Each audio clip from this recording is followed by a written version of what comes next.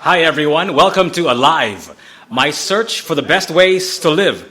Now my search has brought me here, somewhere in Iscario, at Redeem Tattoo Studio. And I'm here with the man behind Redeem. His name, I'm sure you're familiar with his name, especially if you're in the tattoo scene, Boots Brandon. Thank you for having me, Sir Jiggy. Hi, Boots. Thank you so much Hi. for doing this, and thank you so much for rearranging your tattoo studio just for us. You have a beautiful tattoo studio. Thank you. There's so many nice and old and classic things, as well as new things like a skateboard and a guitar and all of these classic decor. It's unbelievable. And I know you also designed this yourself. The inspiration behind this, especially mga antique, that lamp right there, my grandfather owned it. Okay. So gagmay pa may mao na pinmi Kita ninyo. Kita na mo. So akong convert siya bulb kay used to be kon man na siya kanang gas ba. Okay. So lamparilla. Oh, lamparilla siya sa una. So, Lamparilla. Ako siya convert into Wow, lamp. you're quite an artist, huh? Yes. So Boots, you have been a tattoo artist for over a decade. In fact, and even 12 years, right? And you are here, one of the most established, one of the most popular, one of the best, I should say, tattoo artists here in the area, in Cebu City, and perhaps in the Philippines. Who knows? You obviously have all of these awards, so I can bet some parts of my body that you're probably one of the best in the Philippines. Thank you. Boots, tell us about how you found tattooing. Take us through the journey in which you found tattooing.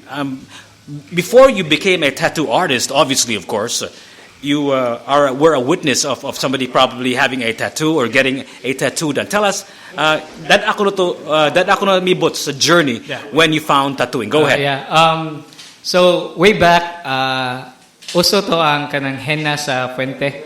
And then Henna tattoo. Henna tattoo. So what I do is like I have a day job as a internet cafe operator at day. So at night, especially sinulog days, sa una man ko dili ka butang og henna stool anywhere sa una. So you need to get a permit or mo tie up kag kanang tattoo shop jud na siya kanang booth dito sa inside sa Fuente ba. So a friend of mine gihibaw siya nga hilig og drawing, and then end up na sa balay maginahenna ko. And then nangita ko part ng sideline na job, and he told me nga, bro, nakoy kailang na sila'y booth sa Fuente, henna artist, nangita sila. So and then adto ko na apply, so I end up na nakasuod ko. And then slowly sige ko tambay sa tattoo shop. This was in Mango Avenue. Yeah, this was Mango Avenue. And then sige ko tambay sa tattoo shop. I end up like seeing people na getting tattoo. Real actual tattoo. Okay. First time nako. So kita jud ko, wow, murag og na amaze ba because I do painting, unsa pa na klase nga kuan. And then na-interested ko kay pagkita nako sa artwork nga imagine as papel, end up nga magtan-aw ka na nasa panit, and end up nga katong tuhan na iya tong dado ng art nga imong gibuhat the rest of his life. Mura og na interesado bang unsa ko kanino. And then sige ko tigom, and then nakapalit ko sa akong first nga machine. And then mo to hinahinay ko start og practice tattoo, and then the more I study the art of tattooing, the more kung murag na in love. The more kung nakasabot unsaon pagsulod sa ink sa panit, the more unsaon pagnindot og linya. Did you have like a mentor, or were you self-taught? Self-taught ko. Wala ko niagi og apprenticeship. Or mentorship. Yeah, right? but I consider a lot of people na akong mentor because kuan man ko klase nga tao, hilig ko mangutana ba, and hilig ko mo absorb og ideas from other people. So who do you think was the tattoo artist that you learned from the most, or you asked the most? Ang permigan ako pangutanan way back si Master Joe Bendincios. Okay. He's a really good artist, and now nag-base siya sa Amerika.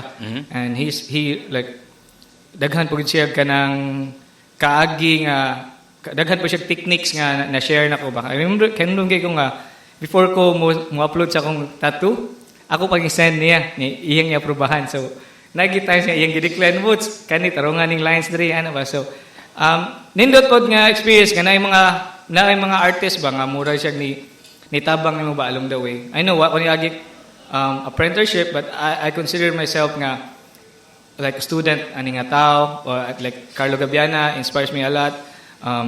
Tagaan kong advice, Ronnie Macapagal. Well, Ronnie's that too, right? Yeah, so like maogi na sila yung mga nag-una. So I always look up to them, and always ko nga kuan ba mga tanaw sa experience, especially running a shop. Like wala ko yung background like. So you were sort of observing people Yeah, in the tattoo always. studio in Mango Avenue getting a Yeah. tattoo, and you were intrigued, and you bought your first tattoo machine from your savings. So after that, what happened?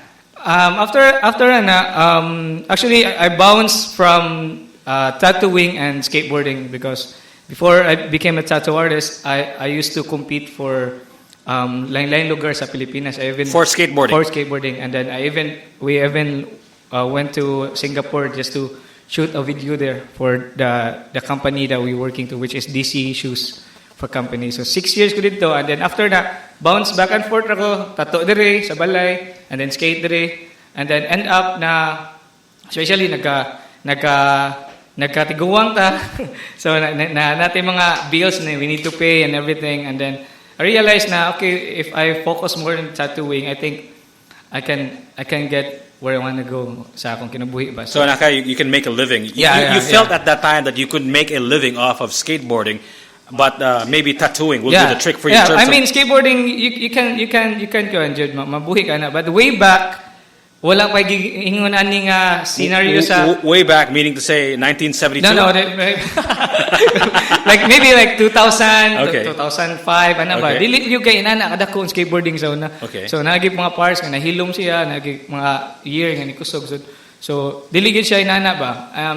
And then mao na akong lawas di na pareha sa una, dili na pareha nga grabe ka active ang akong lawas, may injury ko, dugay ng recovery. So realize nga ana, then eventually the more I tattoo, mas naganahan ko, and then the more nga nakaila kong mas daghan tao sa community, mas na-inspire ko tungod silang mga story po, silang mga like career unsa silang kinabuhi karon way back unsa. So daghan gyud kayo nakakuha na ko ba na-encourage ko sa mga tao nga lain. So when was the first time you opened a shop? Maybe you can sort of bring us to that moment when you opened your first shop, and what was going through your mind? This was probably, I imagine, 12 years ago, right? Yeah. Your first tattoo studio. Yeah, ang first good tattoo studio nako is in our small house Okay. sa Gawas. So I think murag madupara man siguro siya, gamay gid siya. Masudo gid duha ka tawo actually then. Kuan lang kanang I decided na mag-open og tattoo shop by my own because mo na-inspire ko sa mga tao nga lang grabe ay gikan din now na siya shop, and then ang gibuhat is every time na mo kita ko sa tattoo ako siyang i-save, and then mupalit ko ginahinay og kanang gamit para tattoo like tattoo bed, sterilizer, unsa man na dihang gamit sa shop, printer, computer. So hinahinay ko until mura ko wa pa ko shop. Pero mura ko kuan ako sa future ba nga mao ni akong shop. So hinahinay, and then I build my own small. Where was this? Where was this? In Labangon. Okay. So mao ta akong first 2013 nga and then Redeem Tattoo ako na gini siyang gigamit as a tattoo name sa ako ang kuan ba murag shop. So was Redeem Tattoo born 12 years ago or fairly recently? Yeah, no, 12 years ago. Yeah. So Redeem na gito from the get-go? From the beginning, always like kanimo na akong ganahan na Okay. Redeem Tattoo. Mo gina akong ganahan. So, wa ko ni-consider like Boots Brandon Tattoo, something like that. Because ang akong vision is himo gyud siya shop. Like nagi murag company, murag inana ba? So murag grabe gyud kay akong vision ba? Murag akong pagtanaw sa career, mura siya kanang okay, if I want to make something. At what point in your life, Butch, did you think, or Boots, I should say, at what point in your life did you feel that you can make a living off of this? I know that you had a point in your life when you had to choose, there was a fork in your life, whether to choose skateboarding and or tattooing, and you chose obviously tattooing, right? When did you feel that you were Pero maayo man ko. I'm good at this. What point in your life was this? I think panahon lang sa, and then ka-remember ko na a year nga nakadaog ko first na ko nga competition nga nadaogan is mura ko wow, na overwhelmed ko ba. And after that, clients coming in, and then another competition nakadaog na pud ko. So mura siya, okay, maybe para ako agad nino kay nahitabo man ni siya, and then so when you bought your first tattoo machine, when you opened your tattoo studio, di pa ka sigurado di pa, oh. So I didn't consider that like so before 2013 akong gisod ang shop, nagsige na ko tattoo ato, but dili lang perminti, murag balay lang kadang so you were still not sure whether this was going to be a career for you. Oh, maugid so were you dabbling with something else na nakagibuhat nga line aside from tattooing, or you were just focusing on tattooing at that time, 2013? Kuan siya kanang nag-open ko og ang clothing line nga business. Okay. I name it February Clothing.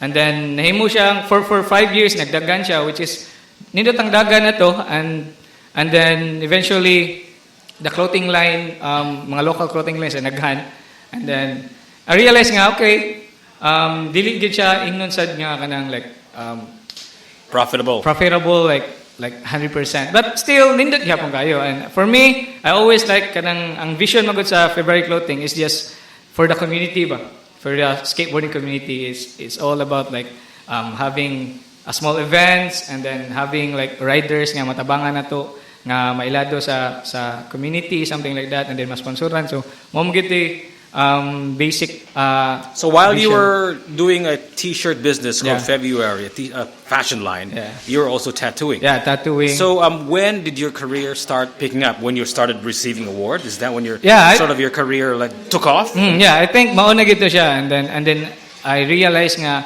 ang clients coming in, clients kanang lain lugar like may buong na lang ta, nalabangon na mga tagalapo-lapo akong client moadto gid sa balay.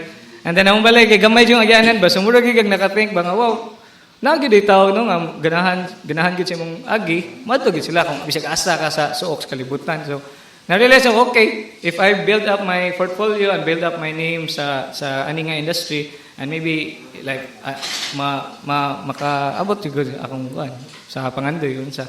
So mo to, and then I realized nga okay, maybe it's time nga mugawa sa akong comfort zone, and then time nga mag-establish ang gigog ka ng shop gid ba nga business nga gid siya nga nas gawas makita ang mga tao. So I can tattoo for walk-in ana ba. So and then mo to ang gladly na ni success man sa siya. You mentioned that you're fascinated by the fact that you see an artwork done on a piece of paper or a canvas, and then it is tattooed on somebody's body part, right? Wherever it is. And you found that fascinating, that you will be able to be a part of that person's life forever, because that too stays with them for all time, right? You mentioned also that one of the things that you're intrigued about is the stories that you hear.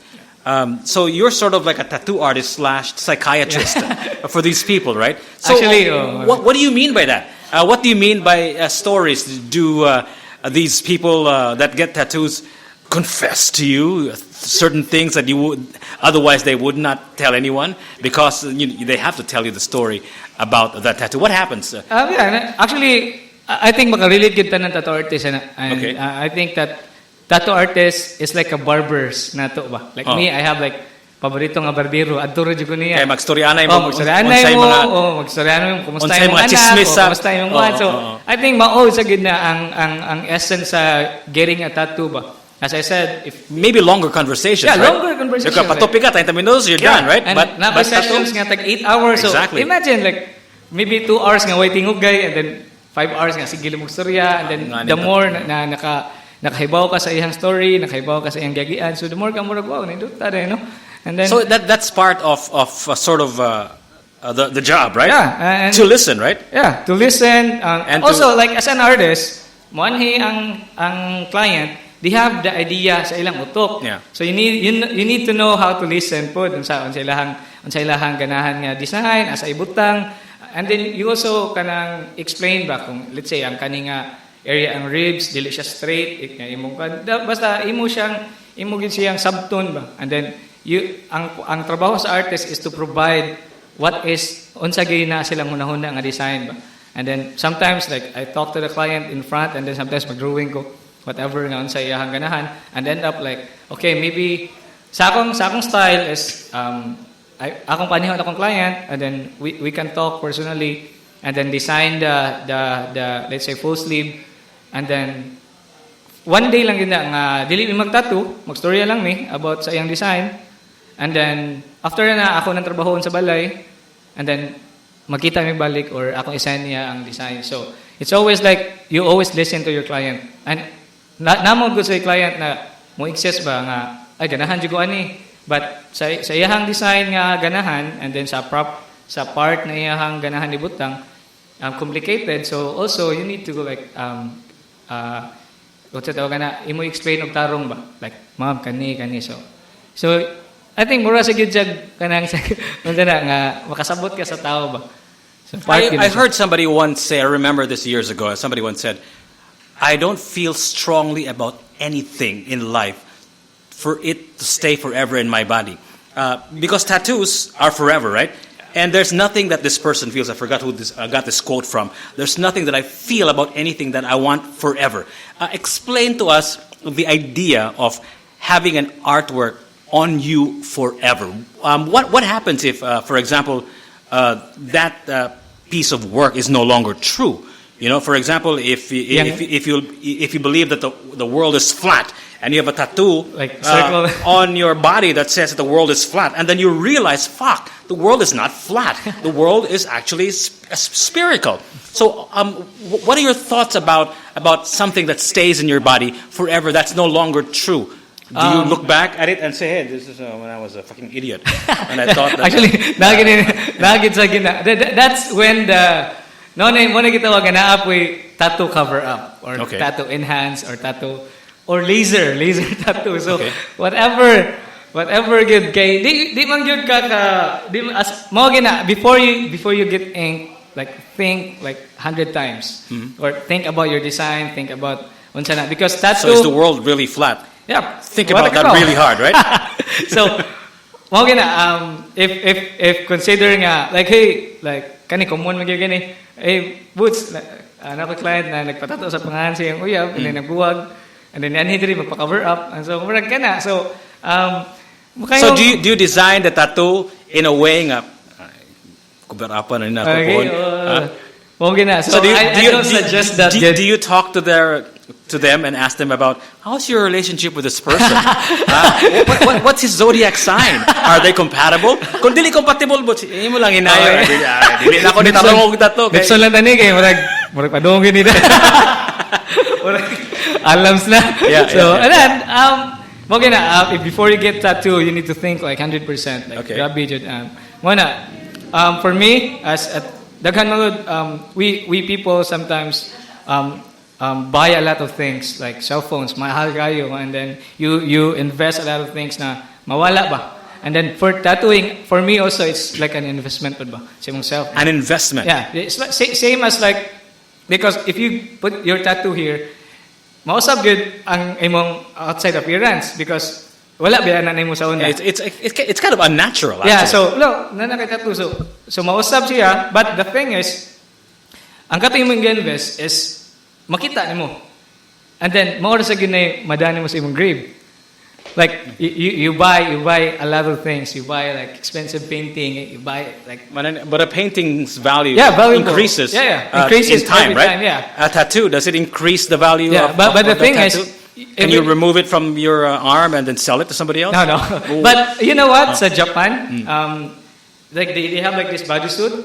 Every na siya nga ang namatay nga person punog tattoo, ilag yung kuha ng skin. I know somebody who wants that. And then ilang i-display. Okay. Yeah, so naagid sa nahitabo sa gid na diri sa kalibutan. Diba culturally, tattoos in Japan, I think you mentioned this during our off my conversation, that it was your mother who experienced what's a tattoo in Japan, and it was like a representation of something not so nice for her. So that's how tattooing started. And maybe you can give our viewers a little bit of history. What's the beginnings, the genesis of tattooing. I think it's different Yeah. per culture, right? Culture, yeah. Maybe you can bring us back to tattooing in the Philippines.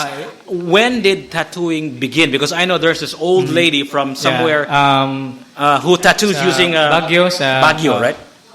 Si Wangud. Wangod, yeah. So maybe you can give us the Philippine genesis of Sa akong tattooing. may bawaan is Asia good, basically, especially Philippines. Tattooing is been here na good. It's part of our kuan good siya kanang culture ba. And then eventually murag nakalimtan na sa panahon na ba. But if you go back, like parahan nilang Wangud, they get tattoo because na sila like achievement or unsa or they being part of the tribe or something like that. So That's what it was. It Yeah. was like a marker Yeah. for a tribe, Yeah. right? You belong to tribe A, whatever. Yeah. So dili na gina siya bag-o sa atoa as a Filipino, as a part sa Asia nga country because we already kanang sa atong imo yung basahon ng ang history naa na gid na siya. Part na siya sa ato ang kuan culture. And then nausab lang gid siguro because time nga slowly nakalimtan sila. But now nindot kayo ang nahitabo ba because we already acknowledge like the old people like Wangud and then muna for me it's part good and then nidako siya way back nga naay mga navy from the like army unsa pa na diha and they get tattoo like kana mga Navy SEAL kana mga old school nga style sa una. Americans are foreigners who dock here in the Philippines and want to get a tattoo. No, dili but nidako na siya good nga nailhan gyud sa tibok ni kalibutan because of this concept nga ikaw as an army or as a navy anytime wa biya kay bao like mamatay ka sa gira unsa maputol mo ana ba they always put like markers sa sayang tattoo. lang lawas. So his name is Sailor Jerry. All the navy sa una manha niya para magpatattoo. And then eventually nidako siya celebrities getting tattooed ana ba. So Because one of the things that I know, this is of course a very random thought. Kanang mga priso ba? Yeah. Most of the people in the jail systems all over the world have tattoos, right? And it's sort of like a marker. What do you have to say about that? And how has tattooing, the perception of having a tattoo evolved Yeah. from being a stamp of being an ex-con Yeah. to something maybe perhaps glamorous, yeah, fashion. fashionable, Yeah. or cool? Yeah. How did it evolve? How did it get from that point to where we are now in 2020? yeah, way back good. We all know okay if you have tattoo that's our old like papa or unsa pa na ilang tanaw sa tattoo way back gikan ka sa prison because I mean that's real good nga I don't mean real din na kung nakita tattoo gikan ka sa prison. What I mean is Most of them have tattoos, right? sa sod good you get tattoo there para makahibaw sila nga unsa ka nga grupo unsa pa na diha. So Tribe, yeah, right? tribe or something. So, and then eventually, I think ang naka-evolve sa tattooing na-accepted siya because of like people nga mga influential ba, like celebrities. And then people that tattoo community make a tattoo convention nga they held like once in a year na event that all tattoo artists from all over the world gather.